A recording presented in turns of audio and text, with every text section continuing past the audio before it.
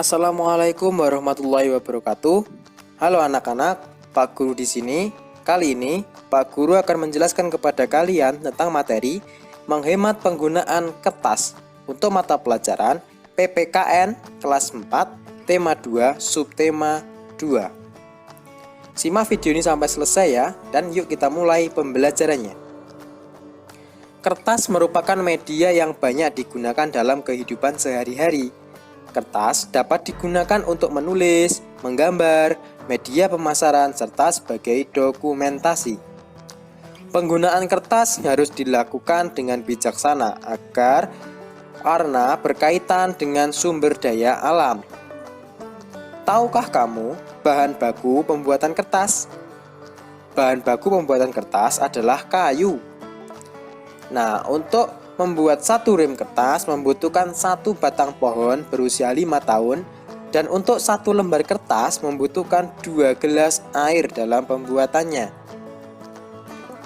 Agar anak-anak lebih paham mengenai proses pembuatan kertas, simak video berikut.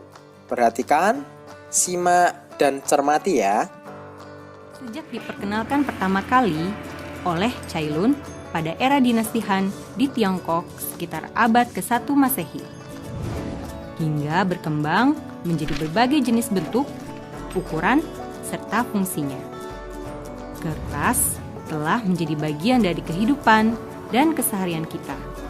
Meski kerap kita jumpai dan pergunakan, tak semua dari kita mengetahui jika kertas dan produk turunannya bermula dari bibit pohon yang ditanam loh, yang kemudian menjadi batang kayu pada areal yang disebut hutan tanaman industri.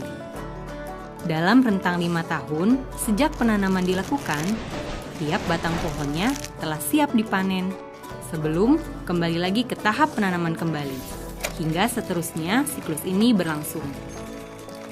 Di pabrik, batang kayu yang telah dipanen diolah hingga terkelupas bersih. Sementara kulit kayu yang terkelupas tetap bermanfaat karena dijadikan bahan bakar biomasa. Kemudian, kayu tadi dicacah hingga menjadi serpihan atau yang disebut wood chips. Caranya, serpihan kayu dimasak dalam tangki raksasa yang bertekanan tinggi, serupa proses pencernaan dalam tubuh manusia.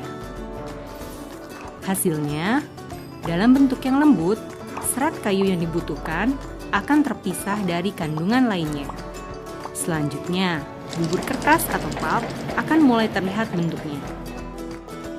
Sesuai kebutuhan, pulp ada yang dikeringkan hingga berbentuk padat dan siap dikemas. Ada pula yang langsung diproses ke tahap selanjutnya. Selanjutnya, pulp tadi sudah bisa diolah untuk menjadi kertas dan beragam produk turunannya.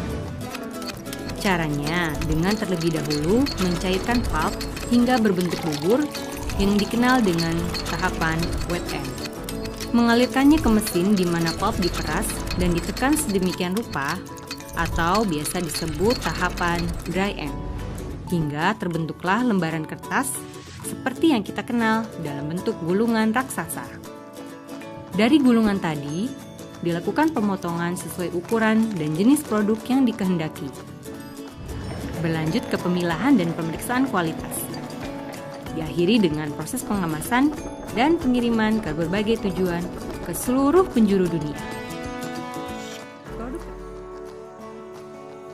Jika penggunaan kertas boros, kayu di hutan akan lebih cepat habis akibat penebangan.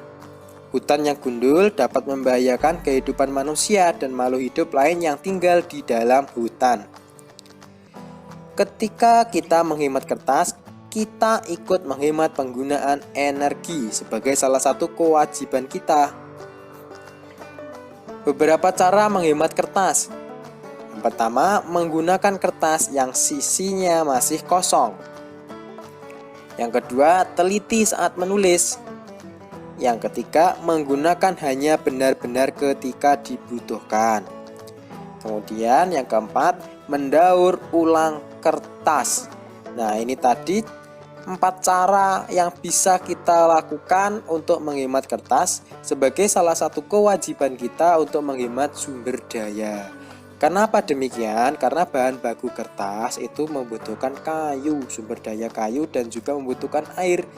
Dengan kita menghemat kertas, berarti kita juga secara tidak langsung menghemat penggunaan kayu dan air, sehingga penebangan hutan dapat diminimalisir.